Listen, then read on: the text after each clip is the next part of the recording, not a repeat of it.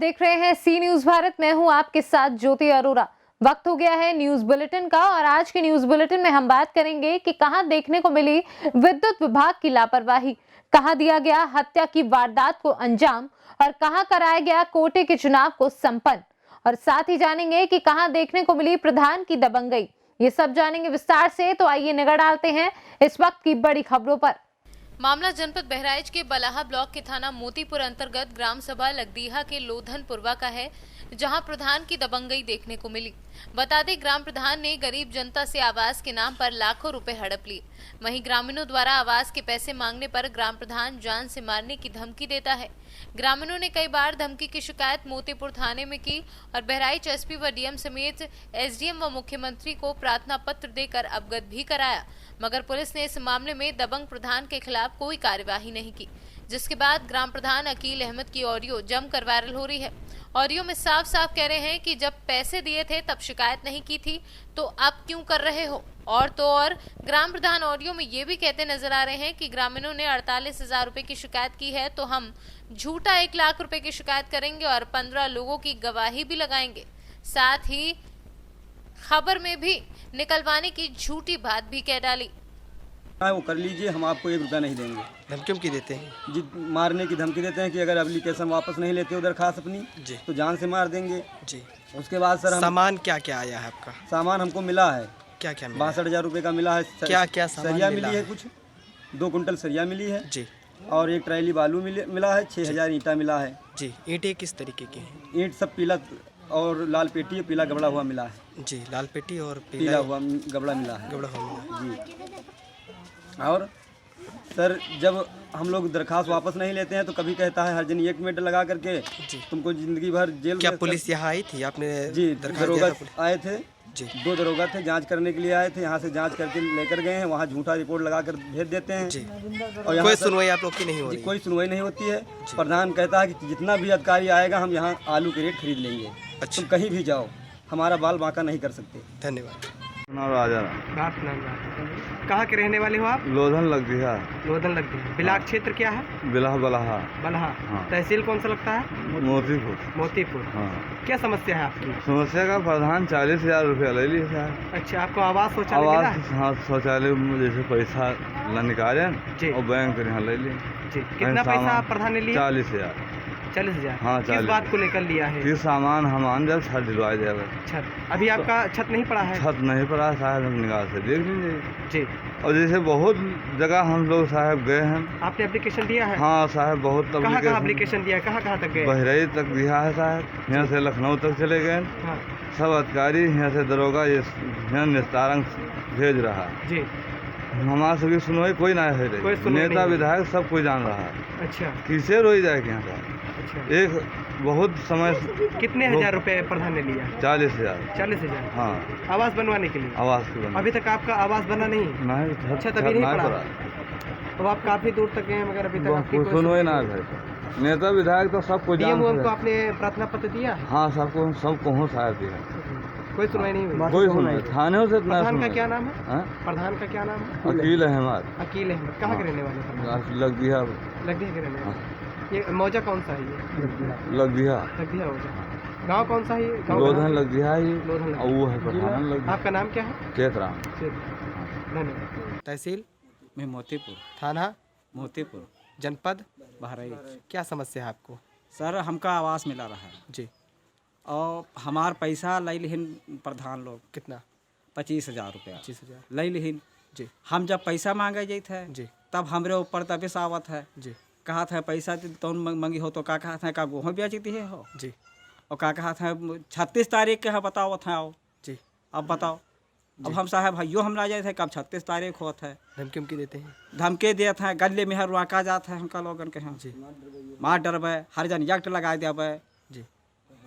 हाँ, प्रधान का नाम क्या है? अकील अहमद। अकील अहमद। जी। आवास का पैसा मांगने जाते हो तो धमकी देते हैं? धमकी देते हैं जी। अच्छा।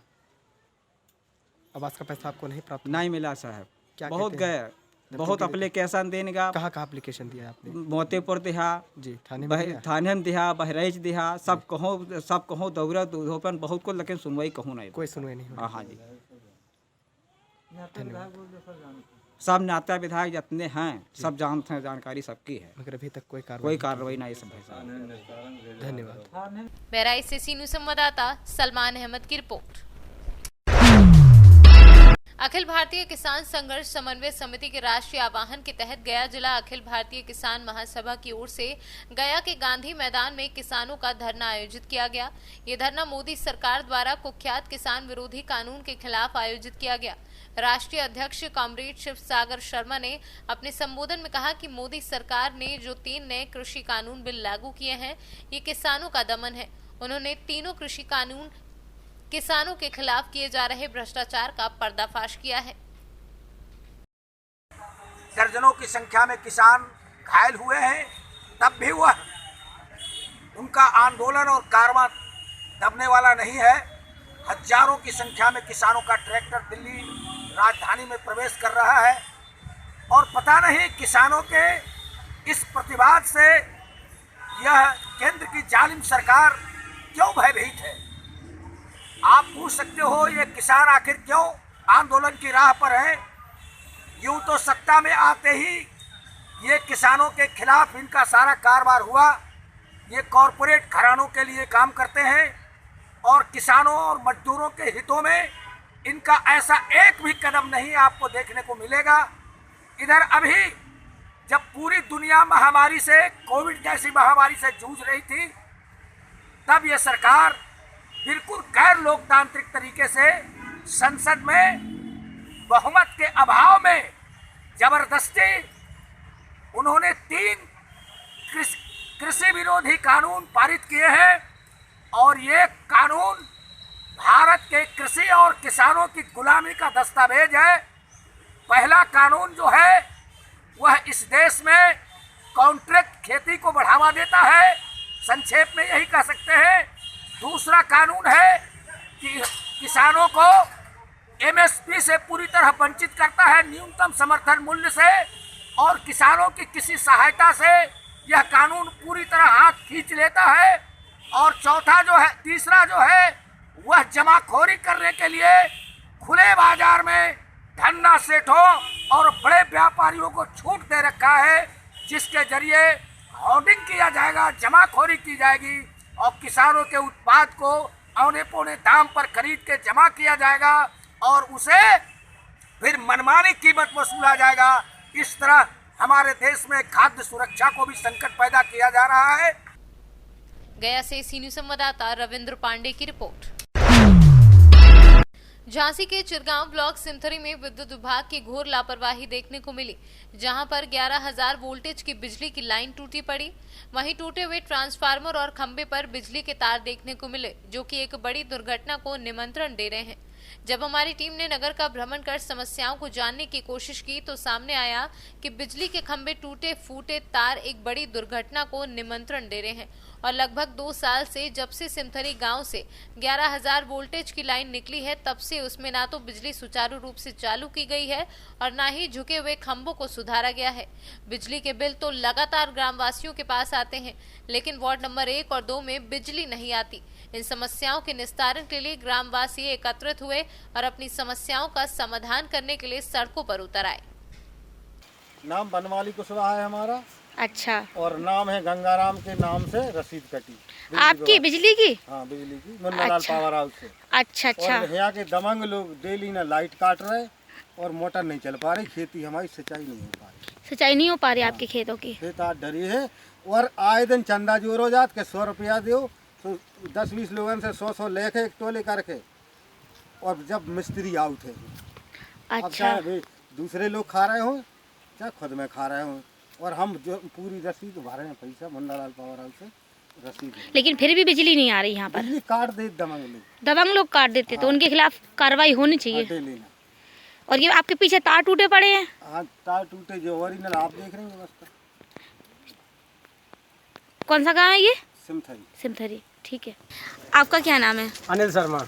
अनिल शर्मा जी, ये इसी गांव के हैं आप? सिमथरी? सिमथरी के निवासी हैं हम। क्या समस्या है आपकी? समस्या ये है कि बिजली विभाग द्वारा जो खम्भे लगाए गए हैं, ट्रांसफार्मर लगाया गया है वार्ड नंबर 1 और 2 में कुशवाहा मोहल्ले में, तो जी। इसमें क्या है कि पहले तो पूरी कंप्लीट थी। हाँ। अभी आंधी आई 6 महीना पहले तार टूट गए, खंभे टूट गए हैं। हाँ। उससे इस ट्रांसफार्मर पर जो पीछे खड़ा है इसमें 35 कनेक्शन है। तो अच्छा 35 कनेक्शन वाले परेशान है सभी लोग, यहाँ वहाँ से अपनी जुगाड़ करके बत्ती जला रहे हैं। जी। बिजली विभाग सुन नहीं रहा है। जब उनके अधिकारियों से हमने बात की तो उन्होंने बताया कि ये ठेकेदारी पर काम हुआ था। जी। ठेकेदारों ने हमें हैंडओवर नहीं किया है, इसलिए हम आपको बिजली नहीं दे सकते, हमारे अंडर का काम नहीं है, ये ठेकेदार के अंडर का काम है। इस समस्या को ठेकेदारों से संपर्क किया तो वो भी कहते हैं हम करवा देंगे। हमारा कुछ पेमेंट रुका है 25%, तब पेमेंट मिल जाएगा तब कराएंगे। उन दोनों की लड़ाई में हम सभी किसान भाई परेशान हैं, सभी रहने वाले जो गरीब मजदूर लोग हैं परेशान हैं और कोई सुनने वाला नहीं है। अंतोगत हमने सोचा कि आखिरकार हम लोग अनशन करेंगे यदि 15 दिन में ये समस्या नहीं हल होगी बिजली की। अनशन पे अनशन के लिए तैयार हम सब लोग यहीं पर अनशन करेंगे जब तक हम में सही नहीं होंगे। ठीक। माता जी आपका नाम क्या है? हैं? क्या समस्या है आपकी? समस्या क्या है? लाइट नहीं जल रही है, क्या है? कब से नहीं आ रही आपकी लाइट? आई नहीं रही लाइट, जब से बोर्ड लगे 2 साल हो रही, जब से आई नहीं रही लाइट। मीटर लगे हुए? हाँ जो लगे जब से। बिल आया? जो का है वो आपके पास बता रहे हैं। लेकिन लाइट नहीं आती। लाइट नहीं आती, अंधेरे में रहते हैं। कब से रह रही हैं आप अंधेरे में?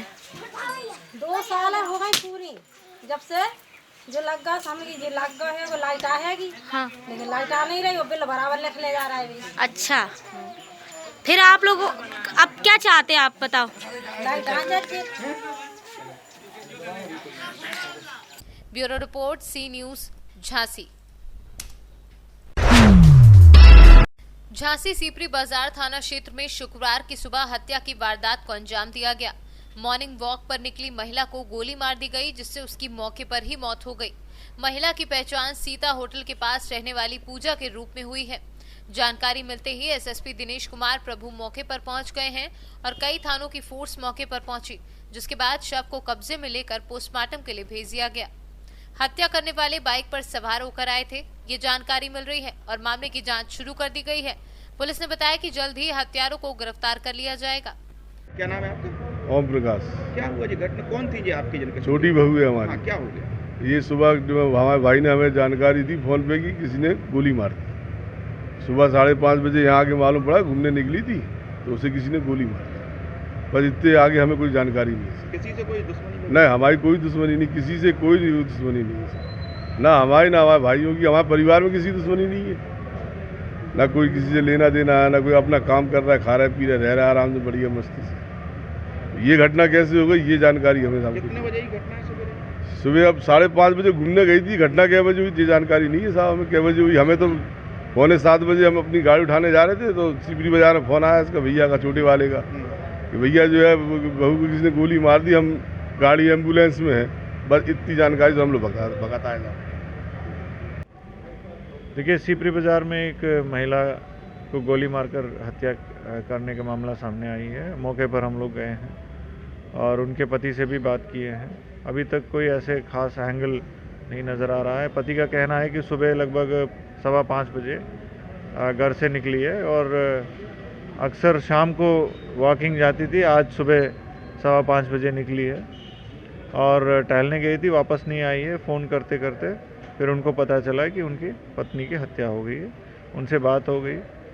लगातार हम लोग इसमें अलग अलग टीम गठित करके मॉनिटर कर रहे हैं। अभी फ़िलहाल कोई खास रंजिश की बात सामने नहीं आई है, ना कोई विवेचन, ना कोई मुकदमा या कोई इस तरह से कोई पार्टी बंदी का ज़मीनी विवाद या कोई भी खास विवाद अभी सामने नहीं आई है।